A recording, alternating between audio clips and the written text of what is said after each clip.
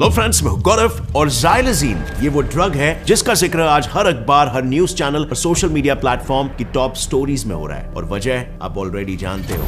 The dangerous street drug component is officially called xylazine. We're talking about an animal tranquilizer here, xylazine. Further poisoning the drug supply here is xylazine. Grips of America's latest drug emergency. 90% of street drugs contain this zombie drug. ये drug लोगों को धीरे धीरे zombies में बदल रहा है और वो भी टू द पॉइंट कि इसे लेने वाले की चमड़ी तक सड़ने लग रही है। But you know, guess what, I bet आप में से कई लोगों को ये नहीं पता होगा कि ड्रग असल में कंपनी ने दवाई के तौर पर बनाया था और उसके बाद obviously food and drug administration FDA तुरंत ही इसे रिजेक्ट कर दिया। लेकिन फिर भी कंपनी ने इसे चुपके से मार्केट में उतारा और आज ये एक सस्ता नशा बन चुका है। सो बात साल 1962 की है जब बेयर इनकॉर्पोरेशन नाम की कंपनी ने सबसे पहले xylazine नाम के ड्रग को पेन रिलीफ और सेडेशन या सिंपली बेहोश करने की दवाई के रूप में मार्केट में उतारा था। लेकिन जब इस ड्रग को इंसानों पर इस्तेमाल किया गया तब ये बात सामने कि ये पेन रिलीफ करने के साथ साथ ये ड्रग इंसानों के ब्लड प्रेशर और हार्ट रेट को भी कम कर देता है और इन साइड इफेक्ट से बचने के लिए मेडिकल फील्ड में कोई भी दवाई अवेलेबल नहीं है और ना ही कोई ट्रीटमेंट प्लान, क्योंकि xylazine एक ऐसा सेडेटिव और एडिक्टिव ड्रग है जिसे कोई भी स्टैंडर्ड ओवरडोज ट्रीटमेंट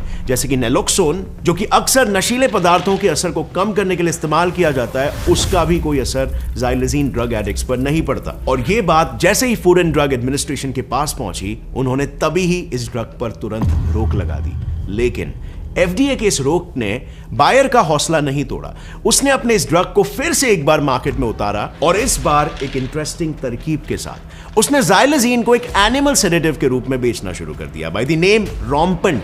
लेकिन ये बस नाम के लिए एक एनिमल सेडेटिव था, असल में इसे जानवरों पर कम और इंसानों पर ज्यादा इस्तेमाल किया जा रहा था। सो ऐसे ही होता है मेडिकल फील्ड में, बहुत सारे drugs, for example anabolic steroids भी यूजुअली जानवरों के नाम से ही बेचे जाते हैं, बट अक्सर उसे इंसान भी यूज करते हैं फॉर बॉडी बिल्डिंग पर्पसेस।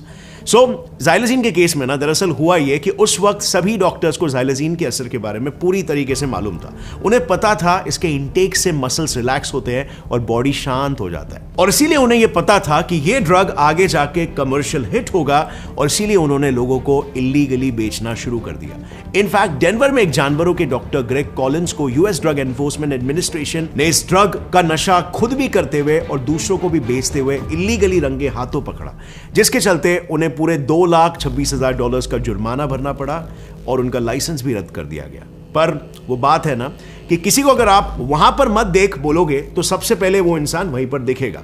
बस ऐसा ही कुछ हाल यहां पर भी हुआ। जैसे इस पर्टिकुलर डॉक्टर की खबर दुनिया के कोने कोने में फैल गई, इस केमिकल का इस्तेमाल कम होने की जगह पे उल्टा और भी बढ़ गया। जैसे इस पर्टिकुलर डॉक्टर की खबर दुनिया के कोने कोने में फैल गई, इस केमिकल का इस्तेमाल कम होने की जगह पे उल्टा और भी बढ़ गया। और साल 1966 से लेके 2014 तक जहां पर xylazine ओवरडोज के सिर्फ 43 केसेस थे, वहीं वो आंकड़ा 20,000 के पार जाने लग गया।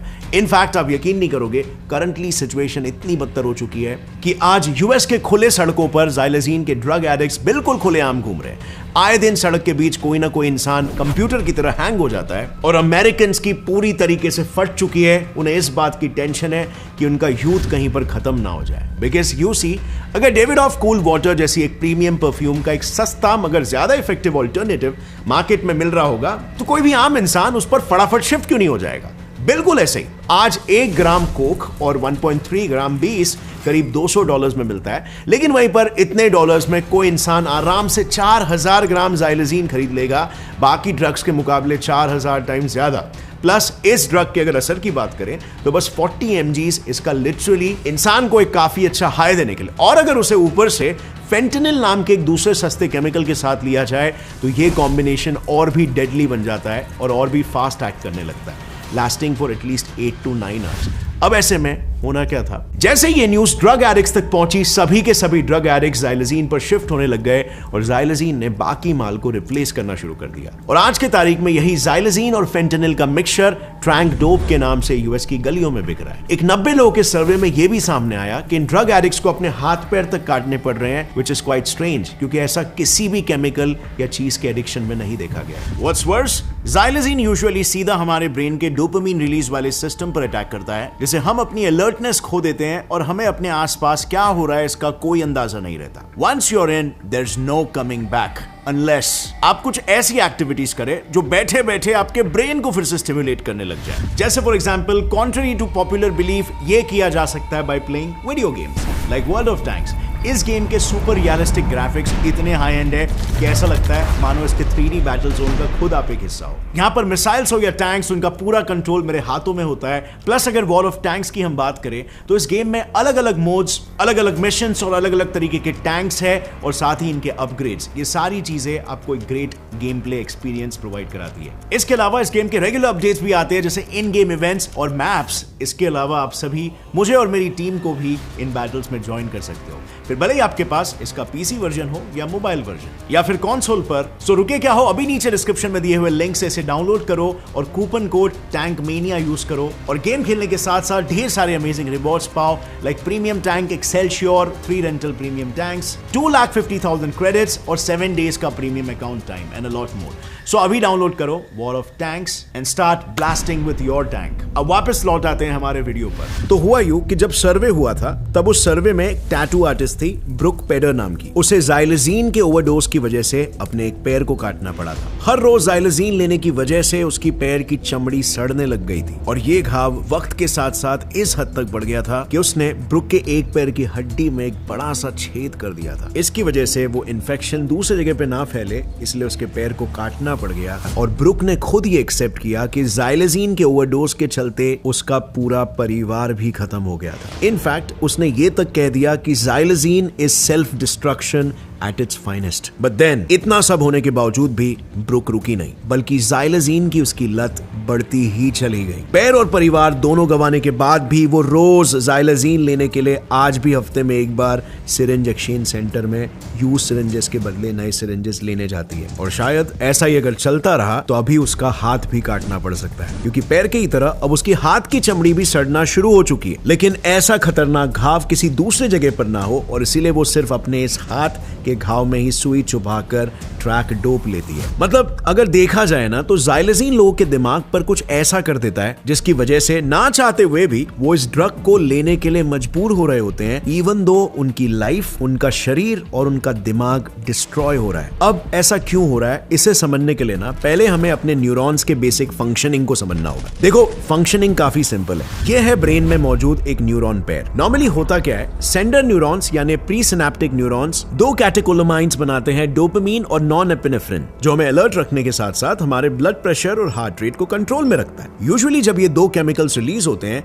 तब रिसीवर न्यूरॉन यानी पोस्ट सिनेप्टिक न्यूरॉन पर लगे हुए अल्फा 1 रिसेप्टर्स इन्हें रिसीव करते हैं और सिग्नल्स को बॉडी में सेंड करते हैं। लेकिन कभी कभी इन केमिकल्स के मॉलिक्यूल्स की मात्रा हद से ज्यादा बढ़ जाती है, जिसकी वजह से पोस्ट सिनेप्टिक न्यूरॉन्स पर लगे अल्फा 1 रिसेप्टर्स इन्हें रिसीव नहीं कर पाते और ये मॉलिक्यूल्स सिनेप्स में जमा होने लगते हैं। नतीजा, ये जमा हुए मॉलिक्यूल्स प्री सिनेप्टिक न्यूरॉन्स के खुद के अल्फा 2 रिसेप्टर्स के साथ बाइंड होने लगते हैं, जिससे न्यूरॉन को एक नेगेटिव फीडबैक या सिंपली इन केमिकल्स का प्रोडक्शन रोकने का सिग्नल मिलता है। अब ऐसे में जब कोई इंसान ज़ाइलजीन लेता है तब ज़ाइलजीन के मॉलिक्यूल सीधा प्री सिनेप्टिक न्यूरॉन्स के अल्फा 2 रिसेप्टर्स पर अटैक करते हैं और उसे स्टिमुलेट करते हैं। इससे उस प्री सिनेप्टिक न्यूरॉन को लगता है कि इन कैटेकोलोमाइंस का हद से ज्यादा मात्रा में प्रोडक्शन हो रहा है और वो इनका प्रोडक्शन रोक देते हैं। यानी अब क्योंकि इन केमिकल्स का प्रोडक्शन ही नहीं होता, उनसे रिलेटेड हर एक्टिविटी भी ठप पड़ जाती है। एंड इनफैक्ट यही वजह है कि आपने वीडियो में देखा होगा कि वो अलर्ट नहीं रहते, वो हैंग से हो जाते हैं। उनमें अपने आसपास चल रही चीज को समझने की क्षमता भी तक नहीं बचती और प्लस वो ज़ॉम्बी जैसा बर्ताव करने लगते हैं। What's worse, ये सब इन लोगों के साथ ज़ाइलजीन नहीं बल्कि उससे ज्यादा डोपामीन करने लगता है, वही न्यूरोट्रांसमीटर जो हमारे ब्रेन के रिवॉर्ड सिस्टम को ट्रिगर करता है और किसी भी एक्टिविटी में इन्वॉल्व होने का मोटिवेशन क्रिएट करता है। And yes, this is actually true. दरअसल हमारे ब्रेन में एक पार्ट होता है बेसल गैंग्लिया करके, जो बॉडी के कंट्रोल और कोऑर्डिनेशन में मदद करता है और जब डोपामीन रिलीज होता है तो वो बेसिकली इसी पार्ट को स्टिमुलेट करता है। बट देन क्योंकि ज़ाइलजीन की वजह से डोपामीन का प्रोडक्शन ब्लॉक हो जाता है, बेसल गैंग्लिया भी हमारे बॉडी मूवमेंट्स को ठीक से कंट्रोल नहीं कर पाता और इसीलिए ज़ाइलजीन लेने वाले लोग चलते चलते बीच में ही अटक जाते हैं, leading to bigger disasters like skin का सड़ना शुरू हो जाना। क्योंकि आपको शायद पता नहीं होगा, पर ज़ाइलोज़ीन जब डोपामिन प्रोडक्शन को ब्लॉक करता है तब उसी के साथ एज अ साइड इफेक्ट हमारे शरीर में नॉरएपिनेफ्रिन की मात्रा भी घटने लगती है। अब नॉरएपिनेफ्रिन का यूजुअली काम होता है हमारे ब्लड वेसल्स को जरूरत के हिसाब से एक्सपैंड या कॉन्ट्रैक्ट कराना, बट ज़ाइलोज़ीन की वजह से जैसे ही नॉरएपिनेफ्रिन का प्रोडक्शन रुक जाता है, ब्लड वेसल्स में इसका एक डिजास्ट्रस इफेक्ट दिखाई देने लगता है,